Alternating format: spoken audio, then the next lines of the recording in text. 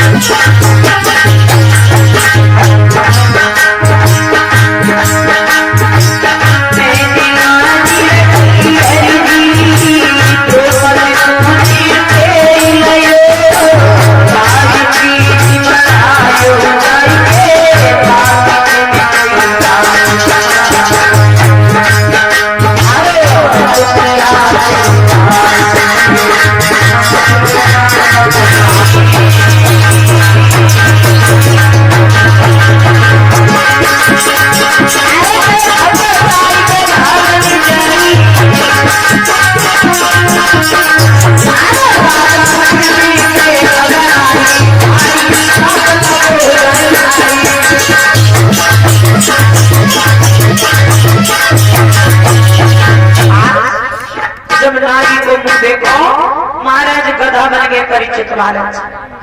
अब ये गधा बन गए कि बेटा को लेकर जाती हो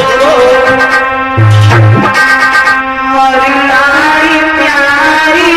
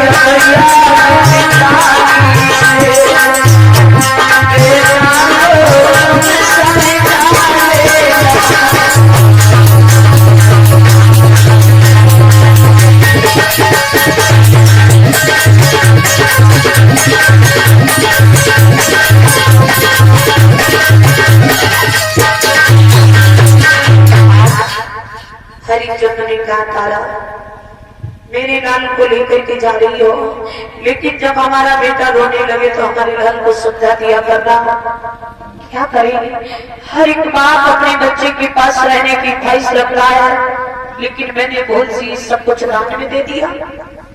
जब परीक्षित महाराज इतनी बात कही, श्री सतदेव जी कहने लगे कि हे राजन परीक्षित, आज तारा तो सुब्राह्मण के साथ चली गई और राजा हरिश्चंद्र उस मेहतर के साथ। पहला दिन राजा का था, घड़ा हाथों में दिया गया, थोड़े से सत्तू दिए गए। हरिश्चंद्र ने सत्तुओं को घाट के किनारे खोलकर खाने चले तो विश्वामित्र जी आ गए।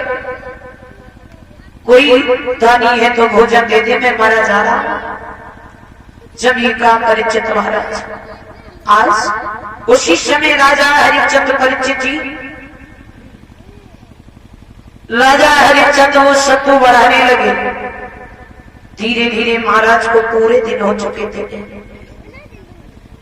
एक दिन राजा हरिश्चंद्र जो घड़ा भरने आए, शरीर महाराज का सूख करके हड्डियों का ढांचा रह गया था।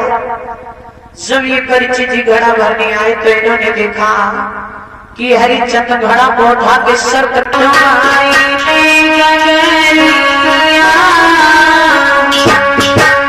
हरि जान तो मरी है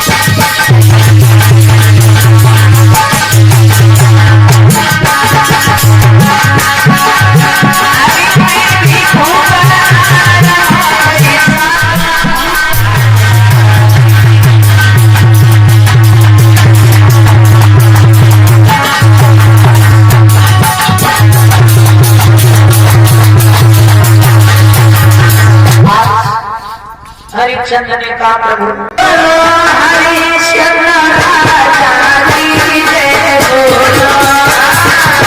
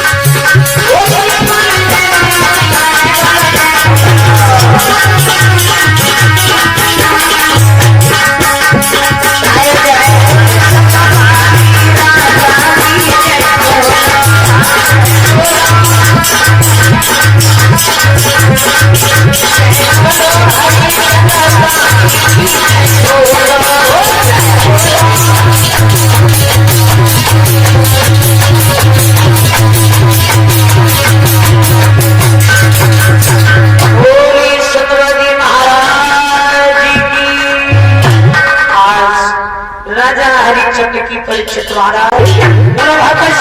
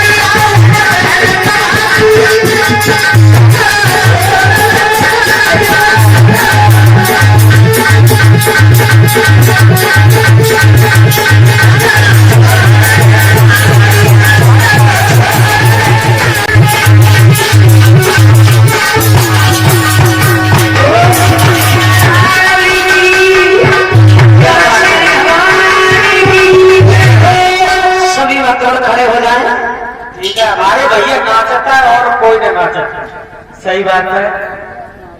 तो मैं तो ऐसी चली आवती है, तो ऐसी चली जाती है। कोई नहीं नाचती ना। हम तो रोज कहेंगे बस। रोज कहो